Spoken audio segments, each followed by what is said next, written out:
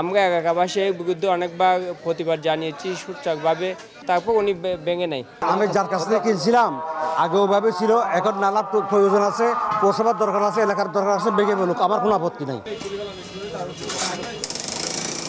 কক্সবাজার শহরের light house পাড়া নালার উপর রিকশার গ্যারেজ নির্মাণ করেন রশিদ আহমদ, যার কারণে বর্ষা মৌসুমে স্বাভাবিকভাবে পানি নিষ্কাশনে প্রতিবন্ধকতা তৈরি হওয়ায় পানিতে ডুবে যাচ্ছে মানুষের ঘরবাড়ি। স্থানীয় বাসিন্দারা বারবার বলার পরও স্থাপনাটি সরিয়ে নেয়নি রশিদ আহমদ।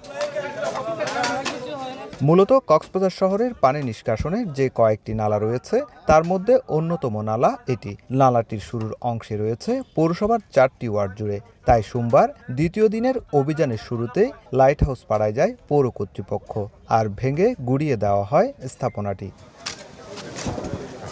কিন্তু বারবার নানাভাবে বাধা দেওয়ার চেষ্টা করেন রশিদ আহমদ। এক পর্যায়ে ক্যামেরার ভিডিও ধারণ করতে চাইলে ঘটনাস্থল ত্যাগ করেন তিনি।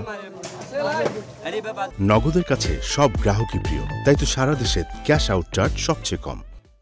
স্থানীয় বাসিন্দাদের দাবি, নালার উপর নির্মাণ করা সব স্থাপনা উচ্ছেদ করে জলাবদ্ধতা থেকে যেন মুক্তি দেওয়া হয়। আমি যার কাছ থেকে কিনছিলাম আগে ওভাবে ছিল, এখন নালার প্রয়োজন আছে, পৌরসভার দরকার আছে, এলাকার দরকার আছে, ভেঙে বলুক, আমার কোনো আপত্তি নাই। এটা বিশাল নালা ছিল এবং এই নালাটা প্রথমভাবে দখল করে আপনার এই গ্রেড বিম দিয়ে দখল করে ফেলে, এরপর আবার দ্বিতীয়বার দখল করা হচ্ছে কি দিয়ে স্ল্যাব দিয়ে বাথরুম করে ফেলে। আমরা এলাকাবাসীর বিরুদ্ধে অনেকবার প্রতিবাদ জানিয়েছি সূচকভাবে, তারপর উনি ভেঙে নেয়।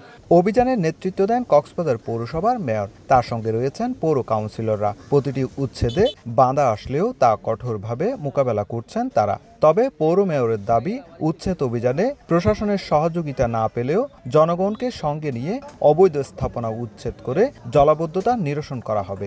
জনগণকে নিয়ে আমরা সেগুলো মোকাবেলা করব এবং জনগণের সাথে নিয়ে মোকাবেলা করে ইনশাল্লাহ আমরা আগের অবস্থায় ফিরে যাব। রোববার অভিযানের প্রথম দিন গুড়িয়ে দেওয়া হয় 10টি অবৈধ স্থাপনা, আর একটি সরকারি স্থাপনার 2টি দেয়াল ভেঙে দেওয়া হয়। সুজাউদ্দিন রুবেল, সময় সংবাদ, কক্সবাজার।